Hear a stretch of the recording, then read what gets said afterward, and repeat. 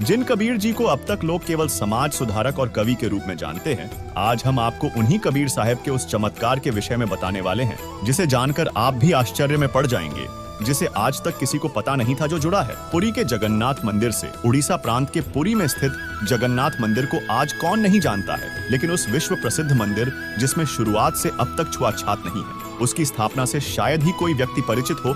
तो आज हम आपको कबीर साहब के चमत्कार और जगन्नाथ मंदिर बनने तथा उसमें स्थापित मूर्ति के बनने की सच्ची घटना से परिचित करवाने वाले हैं। तो चलिए वीडियो को शुरू करते हैं। सर्वविदित है कि दुर्वासा जी के श्रापवश 56 करोड़ यादव श्री कृष्ण के सामने आपस में लड़कर मर गए थे और श्री कृष्ण की मृत्यु भी एक शिकारी के विषाक्त तीर लगने से हुई थी। जब इस घटना की जानकारी अर्जुन तथा युधिष्ठिर आदि पांचों पांडव को हुई तो जिस स्थान पर श्री कृष्ण विषाक्त तीर के लगने से तड़फ रहे थे वहां पहुंचे तो श्री कृष्ण ने अर्जुन से कहा कि मेरे शरीर को जलाकर इसकी राख को काष्ठ की पेटी यानी संदूक बनवाकर उसमें डालकर पूर्ण रूप से बंद कर देना और समुद्र में बहा देना।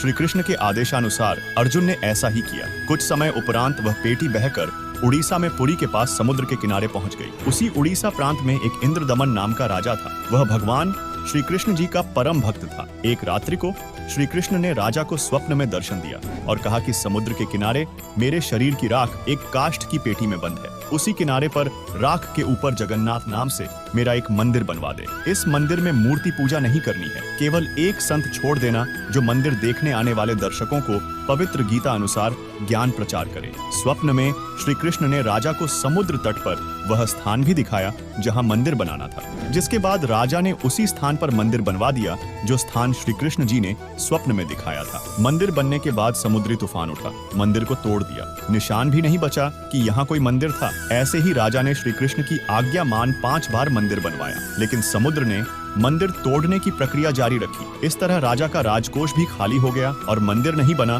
तब राजा ने निराश होकर मंदिर दोबारा न बनवाने का निर्णय ले लिया। यहाँ आपको बता दें, जब परमेश्वर कबीर जी अपने पुत्र जोगजीत के रूप में प्रथम बार काल के 21वें ब्रह्मांड में जहाँ पर तप्त शिला बनी है पर प्रकट हुए तो काल ब्रह्म ने जोगजीत रूपी परमेश्वर के साथ झगड़ा किया। फिर विवश होकर चरण पकड़कर क्षमा याचना की तथा प्रतिज्ञा करवाकर कुछ सुविधा मांगी, जिसमें से एक थी कि द्वापर युग में मेरा पुत्र विष्णु कृष्ण रूप में जन्मेगा। वह मृत्यु उपरांत जगन्नाथ नाम से पुरी नगर में समुद्र के किनारे मंदिर बनवाएगा, लेकिन समुद्र उसको बनने नहीं देगा। आप उस मंदिर की समुद्र से रक्षा करना। परमेश्वर कबीर जी ने कहा था कि मैं वह कार्य करूंगा। उसी वचन अनुसार कबीर जी संत रूप में राजा इंद्रदमन के पास प्रकट हुए तथा राजा से पुनः मंदिर बनवाने का आग्रह किया और कहा कि अब की बार समुद्र मंदिर नहीं तोड़ेगा, मैं समुद्र को रोक दूंगा। किंतु राजा ने श्री कृष्ण को सर्वोपरि मानते हुए संत रूपी कबीर परमेश्वर पर विश्वास नहीं किया और कहा कि जब श्री कृष्ण समुद्र को नहीं रोक सके तो फिर भला आप क्या कर पाओगे। परमेश्वर ने कहा, इंद्रदमन, जिस परमेश्वर ने सर्व ब्रह्मांडों की रचना की है वही सर्व कार्य करने में सक्षम है, अन्य प्रभु नहीं। लेकिन राजा नहीं माना तो संत रूप में आए कबीर परमेश्वर ने अपने रहने का स्थान बताकर वहां से आ गए। उसी रात्रि में श्री कृष्ण जी ने राजा इंद्रदमन को पुनः दर्शन दिए तथा कहा, इंद्रदमन, एक बार फिर मंदिर बनवा दे। जो तेरे पास संत आया था उससे संपर्क करके सहायता की याचना कर, उसकी भक्ति शक्ति का कोई अंत नहीं है। जिसके बाद राजा ने स्वप्न का पूरा वृतांत अपनी रानी को बताया। रानी ने कहा, प्रभु कह रहे हैं तो आप मत चूको, प्रभु का महल फिर बनवा दो। रानी की सद्भावना युक्त वाणी सुनकर राजा ने कहा, अब तो कोष भी खाली हो चुका है, यदि मंदिर नहीं बनवाऊंगा तो प्रभु रुष्ट हो जाएंगे, मैं तो धर्म संकट में फंस गया हूँ। रानी ने कहा, मेरे पास गहने रखे हैं, उनसे आसानी से मंदिर बन जाएगा, आप यह गहने लो तथा प्रभु के आदेश का पालन करो।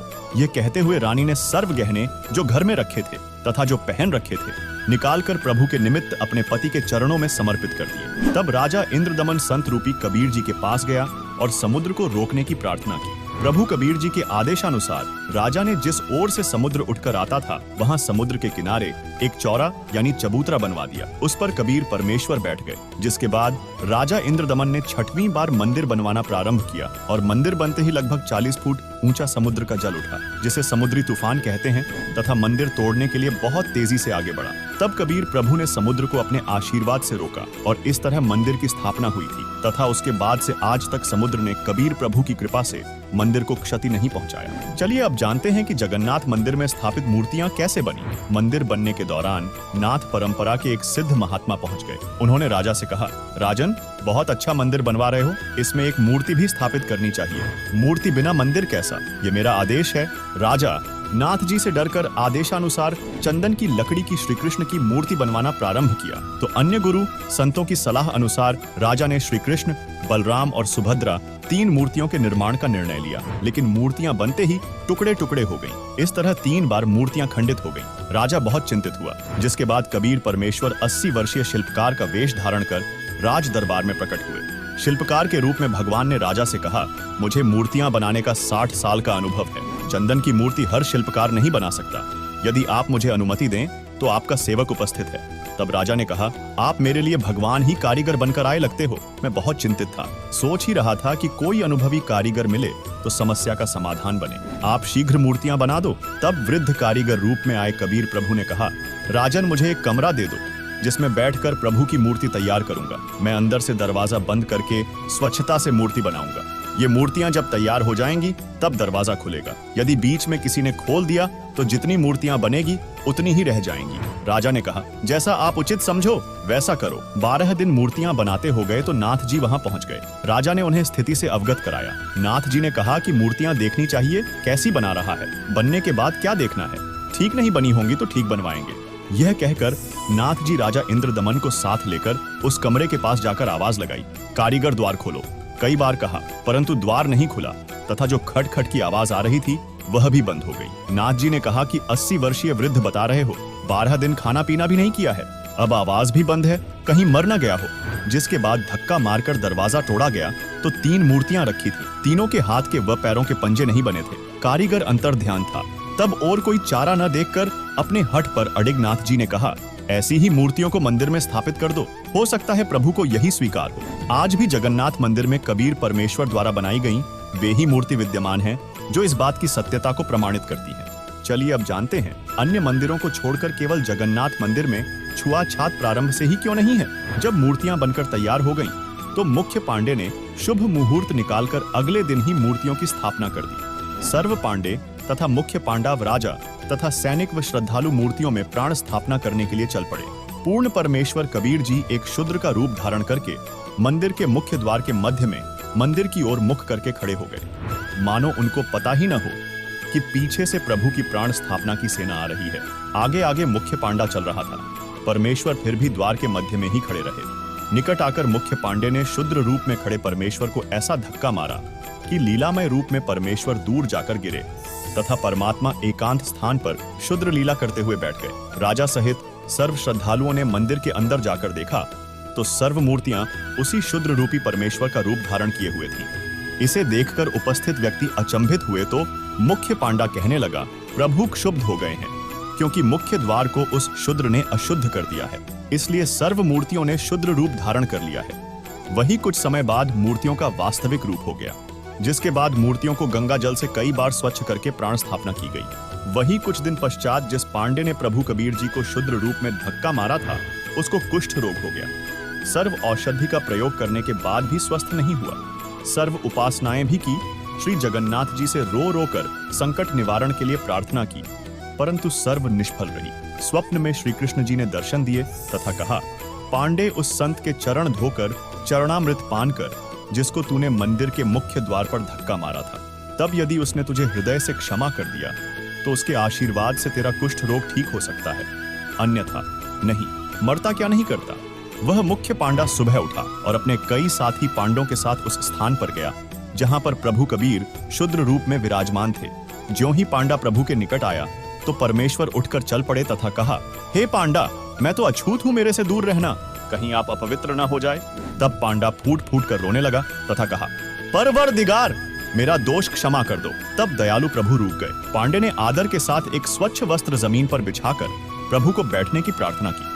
प्रभु उस वस्त्र पर बैठ गए। तब उस पांडे ने स्वयं चरण धोए तथा चरणामृत को पात्र में वापस डाल लिया। प्रभु कबीर जी ने कहा, पांडे 40 दिन तक इसे पीना भी तथा स्नान करने वाले जल में कुछ डालकर स्नान करते रहना। 40वें दिन तेरा कुष्ठ रोग समाप्त होगा। तथा कहा कि भविष्य में भी इस जगन्नाथ जी के मंदिर में किसी ने छुआछात किया तो उसको भी यही दंड मिलेगा। सर्व उपस्थित व्यक्तियों और पांडवों ने वचन दिए कि आज के बाद इस पवित्र स्थान पर कोई छुआछात नहीं की जाएगी।